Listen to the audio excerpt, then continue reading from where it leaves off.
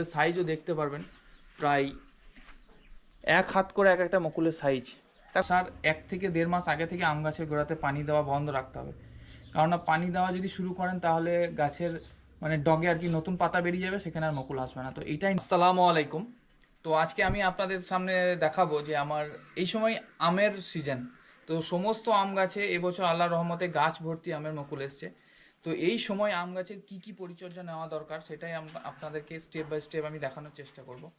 তো আমি এখন যেটাতে দাঁড়িয়ে আছি এটা দেখান, এই গাছটা দেখাও। এটা হচ্ছে আমার আম গাছ, এই বাড়িতে আর কি। এটার তো গাছ ভর্তি মুকুল এসছে আলহামদুলিল্লাহ, আর মুকুলের সাইজও দেখতে পারবেন, প্রায় এক হাত করে এক একটা মুকুলের সাইজ।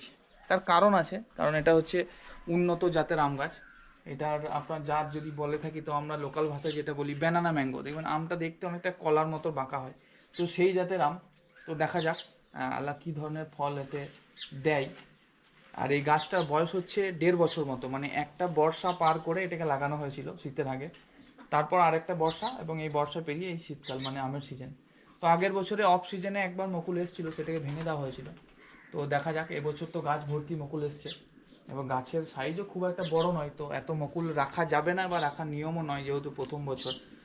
তো আমটা আসুক, আমি বেছে বেছে সমস্ত ভেঙে দিয়ে অল্প পরিমাণ আম রাখবো এবং দেখবো কীরকম ফলন হচ্ছে বা আমের শেপ বা সাইজ বা টেস্ট কেমন হচ্ছে। 1-2 বা 5টা মতো রাখবো ইনশাল্লাহ। তো এখন আমি কী কী এতে পরিচর্যা নিচ্ছি সেটাই আপনাদের সঙ্গে শেয়ার করবো। তো সর্বপ্রথম যেটা করব সেটা হচ্ছে দেখাও, এখানে এই যে গোড়াটা দেখতে পাচ্ছেন, তো এখানে আগাছা কিছু ছিল, পরিষ্কার করা হয়েছে। তো এটা সুন্দর করে কুড়ে দিয়ে একবার বেঁধে দেবো গোড়াটা এবং ধারগুলো, তাতে পানি দিতে সুবিধা হয়। এবং আর একটা কথা আপনাদেরকে বলে দিই, খুব গুরুত্বপূর্ণ নলেজ, যেটা বেশিরভাগ মানে চাষি যারা আম চাষি তারা তো জানে, বাট নর্মাল বাগান বা ঘরের যাদের আম গাছ আছে তাদের মধ্যে এই নলেজটা নাই। সেটা হচ্ছে আমের মুকুলের যে সিজন, মানে এই সিজন আসার 1 থেকে 1.5 মাস আগে থেকে আম গাছের গোড়াতে পানি দেওয়া বন্ধ রাখতে হবে, কারণ পানি দেওয়া যদি শুরু করেন তাহলে গাছের মানে ডগে আর কি নতুন পাতা বেরিয়ে যাবে, সেখানে আর মুকুল আসবে না। তো এইটাই নিয়ম, টান পেলেও আপনাকে পানি দেওয়া যাবে না।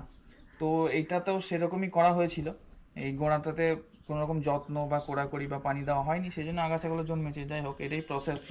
তো আগাছাগুলো পরিষ্কার করা হয়েছে, হালকা করে পানি দেওয়া হয়েছে। এবার আজকে এটা গোড়া বেঁধে দেবো করে এবং সাইড বেঁধে দেবো, তারপর কিছু সার প্রয়োগ করে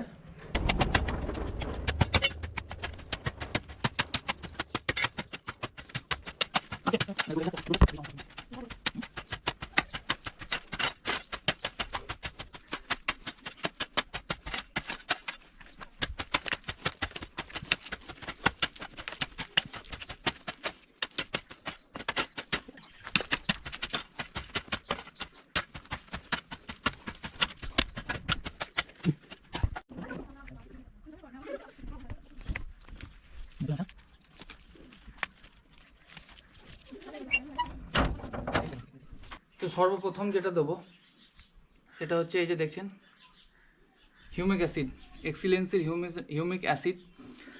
গাছের গ্রোথ বা পরিচর্যা বলতে পারেন, এটাতে হিউমিক অ্যাসিডের গুরুত্ব অপরিসীম।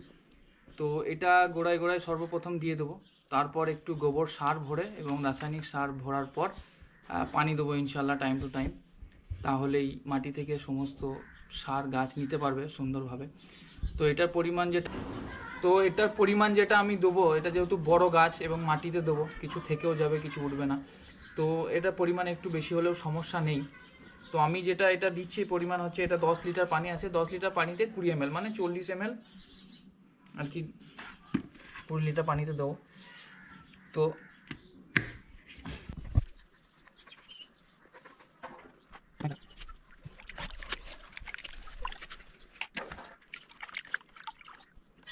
এটা হচ্ছে হিউমিক অ্যাসিড ঘুলে নিলাম এবং এটা সুন্দরভাবে গোড়ায় গোড়ায় দিয়ে দেবো। দেখাও গোড়াটা দেখাও, এইভাবে চারিদিকে দিয়ে দেবো।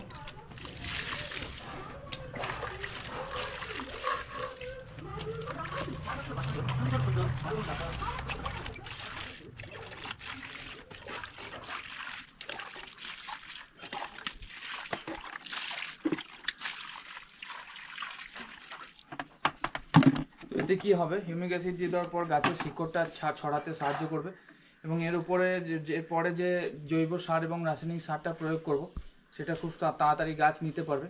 তো ফল এবং ফুলে এটা সঙ্গে সঙ্গে তৎক্ষণাৎ এফেক্ট করবে। তো এইটুকুই পরিচর্যা আপাতত নিচ্ছি এই গাছে। তো সার ভরার পর আপনাদেরকে আরেকবার দেখাচ্ছি কী পরিস্থিতি। তো গোড়া বেঁধে কমপ্লিট করে চারিধার বাঁধ দিয়ে কিছু রাসায়নিক সার এবং কিছু জৈব সার এই গোড়াতে ভরে দিলাম। এবার নিয়মিত পানি দিলেই ইনশাআল্লাহ আশা করি আমের মুকুল, আম গাছ এবং আম যদি ধরে তো তার গ্রোথ ভালো হবে ইনশাআল্লাহ। তো আজকে ভিডিও এই পর্যন্তই। আপনারা সবাই ভালো থাকবেন। আসসালামু আলাইকুম।